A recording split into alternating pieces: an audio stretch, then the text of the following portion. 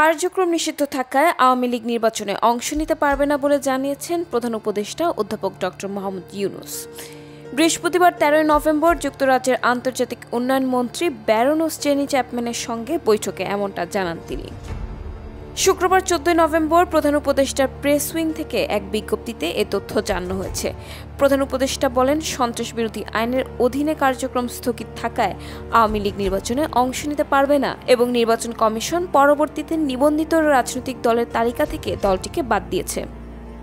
আসন্ন নির্বাচন অংশগ্রহণমূলক হবে জানিয়ে তিনি বলেন, এবারের নির্বাচনে ১০ লাখ তরুণ ভোটার নিজেদের ভোটাধিকার প্রয়োগ করবেন, যারা গত ১৬ বছরে আওয়ামী লীগের দুঃশাসনের সময় অনুষ্ঠেয় ৩টি সংসদ নির্বাচনে ভোট দিতে পারেননি।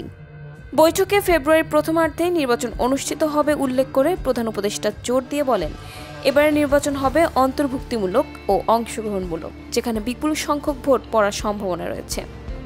জুলাই সনদের প্রসঙ্গ টেনে তিনি বলেন, জুলাই সনদ বাংলাদেশের জন্য একটি নতুন সূচনা, যা গত বছরের ঐতিহাসিক জুলাই আগস্ট গণ অভ্যুত্থানের অংশগ্রহণকারী লাখ লাখ মানুষের আকাঙ্ক্ষার প্রতিফলন ঘটাবে।